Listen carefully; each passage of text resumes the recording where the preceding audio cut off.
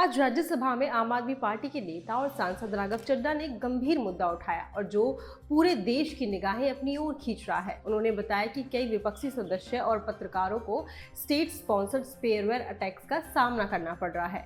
राघव चड्ढा ने सवाल उठाया कि क्या सरकार ने इस गंभीर समस्या का ध्यान दिया कि प्रभावित लोगों की कोई सूची बनाई गई है, इस मुद्दे पर कोई ठोस कार्यवाही की गई या नहीं। इसी के साथ ही राघव चड्ढा ने सरकार पर एक और बड़ा आरोप लगाया।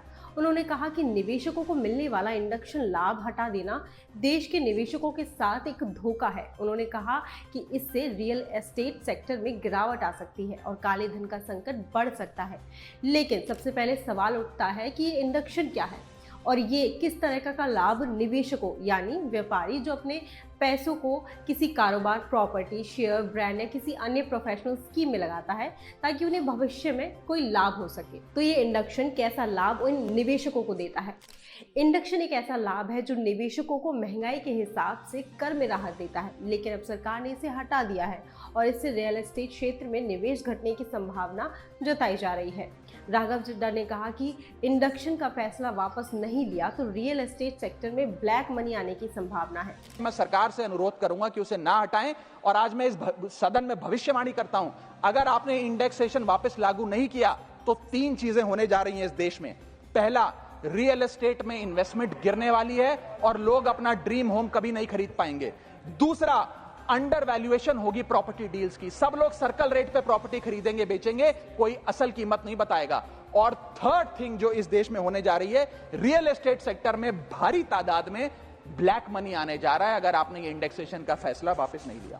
वहीं राघव चड्ढा ने सरकार पर तीखा हमला करते हुए कहा कि भारत में टैक्स तो इंग्लैंड की तरह लिया जाता है लेकिन सेवाएं सोमालिया जैसी मिलती हैं। उन्होंने ये भी कहा कि पिछले 10 साल में सरकार ने टैक्स लगाकर आम आदमी की मुश्किलें बढ़ा दी हैं। तो आम इंसान को मिलता क्या है, आम आदमी को मिलता क्या है? और सरकार जो हमसे इतना टैक्स लेती है उसके बदले में सरकार हमें देती क्या है? कौन सी ऐसी अंतर्राष्ट्रीय सेवाएं, world class health care, education, transport सुविधाएं सरकार बदले में देशवासियों को देती है? मैं ये भी पूछना चाहता हूं। इसीलिए आज मुझे ये कहने में बिल्कुल भी गुरेज नहीं है that sir we in India today pay taxes like England to get services like Somalia. Sir, Bharat की 60% से ज्यादा आबादी सर गांव में बसती है, लेकिन आज सर सर ये ठीक नहीं है सर, इनकी तबीयत खराब है, इनके पेट में क्यों दर्द हो रहा है इनकी वहीं उन्होंने कहा कि मैंने भारत सरकार से संसद में एससी और एसटी समुदाय के लोगों के खिलाफ बढ़ते अपराधों के बारे में सवाल पूछा। सरकार की प्रतिक्रिया में सामने आए आंकड़े चिंताजनक है और 2018 के बाद से अपराधों में तेज वृद्धि दर्शाते हैं।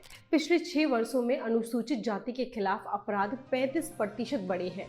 अनुसूचित जनजाति के खिलाफ अपराध 34 की आश्चर्यजनक वृद्धि हुई है। इस मुद्दे पर चड्ढा के सवाल अब हर किसी के जुबान पर है और ये मुद्दा पूरे देश में चर्चाओं का विषय बन गया है। इस पर आपकी क्या प्रतिक्रिया है, मुझे आप कमेंट सेक्शन में ज़रूर बताएं। बाकी ऐसी ही खबरों के लिए जुड़े रहें सूचक के साथ।